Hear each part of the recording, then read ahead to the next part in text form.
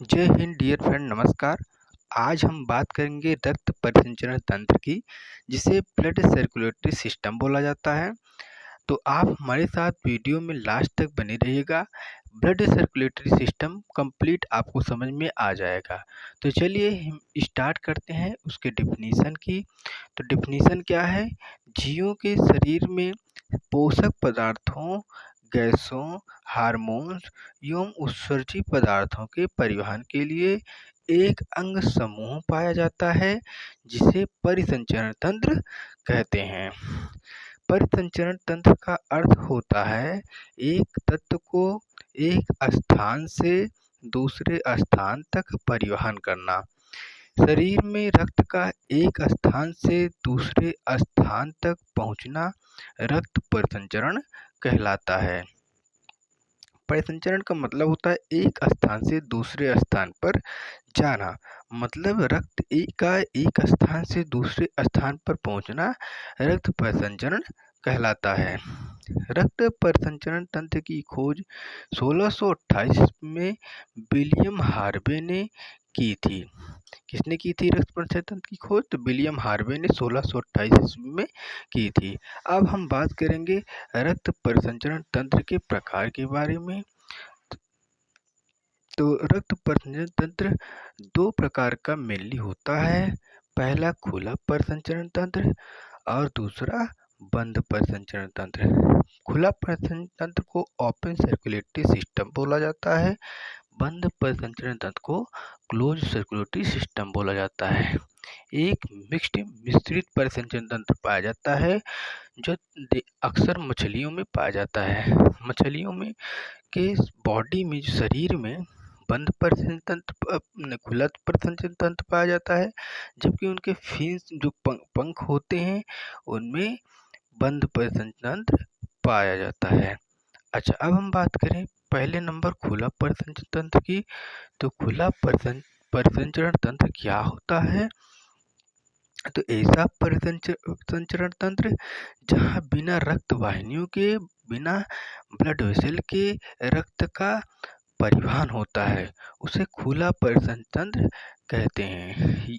मतलब उसमें ना तो धमनी पाई जाती है, ना ही शिरा पाई जाती है। मतलब नलिकाओं से रक्त का फ्लो नहीं होता है। तो ऐसे परिसंचरण तंत्र को खुला परिसंचरण तंत्र कहते हैं। यह नलिका विहीन होता है। इस तंत्र में रक्त सीधे ही शरीर के अंगों या ऊतकों के संपर्क में रहता है। बात इसके एग्जाम्पल की, तो एग्जाम्पल क्या है? एग्जाम्पल है आर्थ्रोपोडा संघ के जीव, जैसे हो गया कॉकरोच, टिड्डा, झींगा, केकड़ा, मकड़ी इत्यादि। नेक्स्ट एग्जाम्पल मोलस्का संघ के जीव, जैसे घोंघा। उसके बाद हम बात करें बंद परिसंचरण तंत्र की। तो बंद परिसंचरण तंत्र ऐसा परिसंचरण तंत्र जिसमें रक्त का परिवहन रक्त वाहिनियों यानी ब्लड वेसल्स, धमनी या शिराओं के द्वारा होता है, बंद परिसंचरण तंत्र कहलाता है। फॉर एग्जाम्पल मनुष्य, जानवर और पक्षी। उसके बाद हम बात करें रक्त परिसंचरण तंत्र के भाग की। तो रक्त परिसंचरण तंत्र के मेनली 3 भाग होते हैं: रक्त, ब्लड, रक्त वाहिनियाँ, ब्लड वेसल्स, हृदय, हार्ट। तो हम रक्त के बारे में अध्ययन कर चुके हैं। आप हमारे चैनल पर विजिट करके वीडियो वाले सेक्शन में जा करके आप रक्त पढ़ सकते हैं। आज हम बात करेंगे रक्त वाहिनियों की, ब्लड वेसल्स की। उसके बाद हम बाद में हृदय को पढ़ाएंगे। तो रक्त वाहिनियाँ 3 प्रकार की हम पढ़ेंगे: धमनियाँ, जिसे आर्टरीज बोला जाता है; शिराएँ, जिसे वेन्स बोला जाता है; केशिका, जिसे कैपिलरीज बोली जाती हैं। उसके बाद सबसे पहले हम बात करें रक्त वाहिनियों की। तो रक्त वाहिनियाँ क्या होती हैं? शरीर में उपस्थित वे नलिकाएं जिनमें रक्त का बहाव होता है, उन्हें रक्त वाहिनियाँ कहते हैं। जिनमें रक्त का बहाव होता है, उन्हें रक्त वाहिनियाँ कहते हैं। रक्त वाहिनियों के द्वारा रक्त शरीर की कोशिकाओं तक पहुँचता है। रक्त वाहिनियों का अध्ययन एंजियोलॉजी कहलाता है। क्या कहलाता है? एंजियोलॉजी कहलाता है रक्त वाहिनियों का अध्ययन। तो रक्त वाहिनियाँ 3 प्रकार की होती हैं। रक्त वाहिनियाँ 3 प्रकार की होती हैं। पहला आर्टरीज यानी धमनियाँ, दूसरा वेन्स यानी शिराएँ, तीसरा कोशिकाएँ यानी कैपिलरीज। तो सबसे पहले हम अध्ययन करें धमनियों की। धमनियाँ की क्या है? धमनियाँ आर्टरीज की। तो ऐसी रक्त वाहिनियाँ जो ऑक्सीजन युक्त रक्त को हृदय से विभिन्न अंगों तक लेकर जाती हैं, उसे धमनी कहते हैं। ऐसा रक्त वाहिनियाँ जो ऑक्सीजन युक्त शुद्ध रक्त को हृदय से विभिन्न अंगों तक लेकर जाती हैं, धमनी कहलाती हैं। नेक्स्ट, इनका रंग लाल होता है। धमनियों का रंग लाल होता है, लाइट लाल होता है, लाइट रेड होता है। उसके बाद हम बात करें, इनमें रक्तदाब उच्च होता है।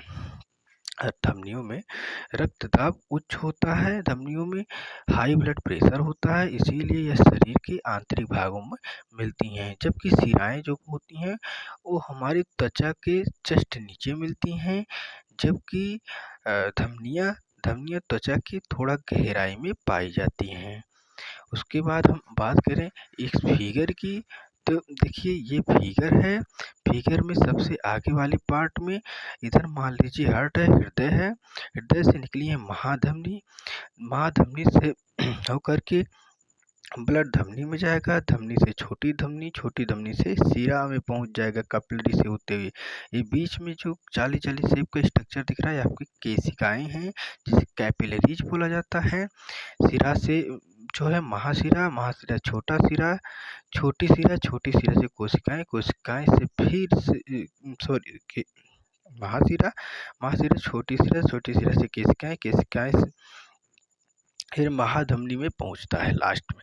तो महाधमनी एओर्टा, जैसे यहाँ पे मैं आपको फ्लो डायग्राम बना करके दिखाया हूँ, ये है हार्ट एक फीलिंग वाला हार्ट है। ये कोई हार्ट का स्ट्रक्चर नहीं है जो आज की जनरेशन फॉलो कर रही है। तो ये हार्ट का कोई ऑफिशियल स्ट्रक्चर नहीं है। तो हार्ट को मैंने केवल समझाने के लिए यहाँ पे आपको बनाया है। तो हार्ट क्या है?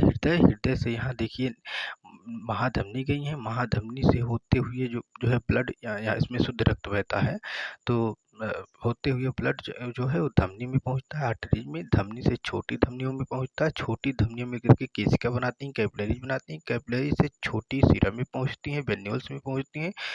वेन्यूल से ब्लड जो है कहाँ पहुंचता है? शिरा में पहुंचता है, वेंस में। वेंस से महाशिरा, वीना महाशिरा से फिर से हार्ट में सेंड कर दिया जाता है ब्लड को।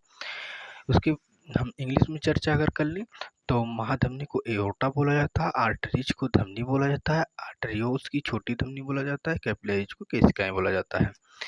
बिना कावा को महाशिरा बोला जाता है, वेंस को शिरा बोला जाता है, वेन्यूल्स को छोटी शिरा बोला जाता है इंग्लिश में। अच्छा, अब हम बात करें फुफ्फुस धमनी की। तो फुफ्फुस धमनी क्या है? तो यह धमनियों का अपवाद यानी एक्सेप्शन होती हैं, क्योंकि इसमें कार्बन डाइऑक्साइड युक्त अशुद्ध रक्त प्रवाहित होता है धमनियों में। जबकि हम जानते हैं कि धमनियों में शुद्ध रुधिर प्रवाहित होता है, बट ये एक एक्सेप्शन है कि यह धमनियों का अपवाद है कि होती हैं, क्योंकि इसमें कार्बन डाइऑक्साइड युक्त अशुद्ध रक्त प्रवाहित होता है। यह हृदय से अशुद्ध रक्त को फेफड़ों तक लेकर जाती हैं। नेक्स्ट हम बात करें महाधमनी की, एओर्टा की। तो महाधमनी क्या काम है? यह शरीर की सबसे बड़ी धमनी होती हैं। सबसे बड़ी धमनी का नाम कंपटीशन में पूछा गया था, शरीर की सबसे बड़ी धमनी। तो शरीर की सबसे बड़ी धमनी महाधमनी होती हैं, जो कि हृदय से शुद्ध रक्त को संपूर्ण शरीर में छोटी छोटी धमनियों के माध्यम से पहुंचाती हैं। अच्छा, अब हम बात करें शिराओं की, वेंस की। तो वेंस में ऐसी रक्त वाहिनियाँ जो शरीर के विभिन्न अंगों से कार्बन डाइऑक्साइड युक्त अशुद्ध रक्त को हृदय तक लेकर आती हैं, उन्हें शिराएं कहते हैं। ये कार्बन डाइऑक्साइड अशुद्ध रक्त को हृदय तक लेकर आती हैं, शिराएं कहलाती हैं। और शिराओं का रंग हल्का नीला होता है। इनमें रक्त का प्रवाह बहुत ही धीमा होता है, क्योंकि इनमें रक्त का प्रवाह बहुत ही धीमा होता है शिराओं में। शिराओं में वाल्व पाए जाते हैं, कपाट पाए जाते हैं। देखिए ये शिराएँ हैं, मैं फिगर बनाया हूँ, शिराओं से ब्लड बह रहा है। ब्लड में देखिए कपाट पाए जाते हैं, वाल्व पाए जाते हैं। तो वाल्व इस फिगर में वाल्व ओपन है, वाल्व्स खुले हैं। लेकिन जब ब्लड शिराओं में बहता है, जाता है, तो वो लौट करके वापस नहीं आता है, क्योंकि ये वाल्व क्या करते हैं, इस ब्लड को आने नहीं देते हैं। ये वाल्व जो है ये बंद हो जाते हैं। वाल्व मतलब कपाट, कपाट मतलब दरवाजे, दरवाजे एक प्रकार के दरवाजे हैं, ये बंद हो जाते हैं। इधर से ब्लड वापस नहीं आ पाता है, केवल शिराओं से ब्लड आगे जाता है और वापस नहीं आ पाता है। जब महाधमनी में अगर देखें तो कोई वाल्व नहीं पाया जाता है, किसी भी प्रकार का कपाट या धमनी में नहीं पाया जाता है, क्योंकि धमनी में शुद्ध रक्त बहता है, जबकि शिराओं में अशुद्ध रक्त बहता है। अगर अशुद्ध रक्त फिर से बॉडी में आ जाएगा तो समस्या हो सकती है। लेकिन ये धमनी में किसी भी प्रकार का वाल्व या कपाट नहीं पाया जाता है, क्योंकि उसमें शुद्ध रक्त बहता है, वो चाहे जहाँ बहकर जा सकता है। अच्छा, अब हम बात करें फुफ्फुसीय शिरा की, तो इसे इंग्लिश में पल्मोनरी वेन्स बोला जाता है। शिराओं का अपवाद होती हैं, क्योंकि इसमें ऑक्सीजन युक्त शुद्ध रक्त प्रवाहित होता है। हम जानते हैं कि शिराओं में क्या बहता है, अशुद्ध रक्त बहता है, लेकिन फुफ्फुसीय शिरा एक ऐसी वेन्स होती हैं, शिराएं होती हैं, जिनमें ये जो है ऑक्सीजन युक्त शुद्ध रक्त प्रवाहित होता है।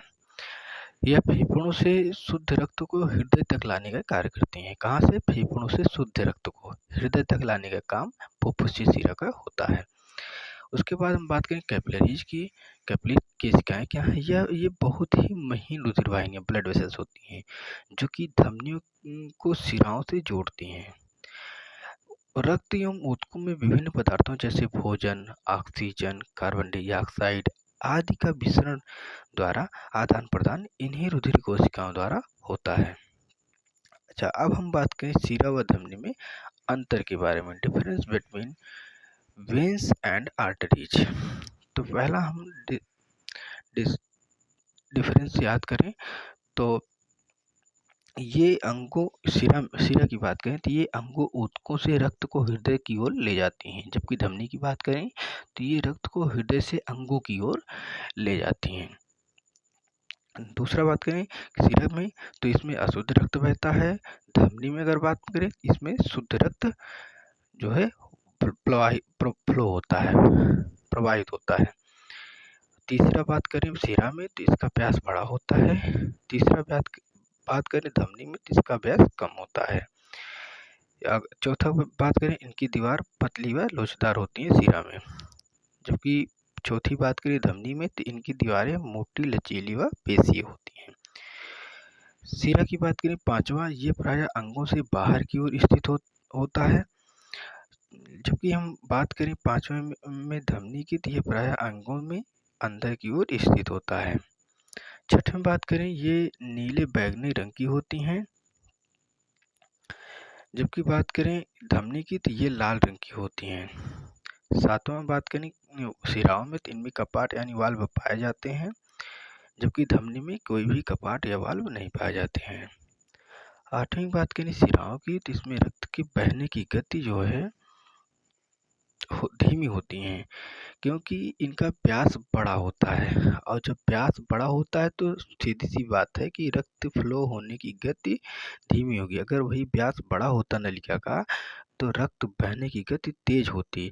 अगर नॉर्मली हम किसी मतलब पानी में, बहते हुए पानी में अगर फ्लो तेज करना चाहें, धारा तेज करना चाहें, तो उसको किसी नली या पाइप के माध्यम से जल को लेकर जाएंगे तभी धारा तेज होगी। नॉर्मली हम पैर से पानी को मार दें, वाटर को मार दें, तो क्या धारा तेज होगी? नहीं होगी। इसीलिए अगर व्यास बड़ा होगा तो सीधी सी बात है कि रक्त बहने की गति धीमी होगी। लेकिन धमनी में देखते हैं तो व्यास कम पाया जाता है, उसकी नली का व्यास बहुत कम पाया जाता है, इसीलिए उनमें रक्त का दबाव बहुत ही तेज, अत्यधिक तेजी के साथ बहता है रक्त, इसमें धमनी में। तो आशा है कि आपको ये रक्त परिसंचरण तंत्र समझ में आ गया होगा। तो वीडियो में लास्ट तक बने रहने के लिए बहुत बहुत धन्यवाद। जय हिंद डियर फ्रेंड।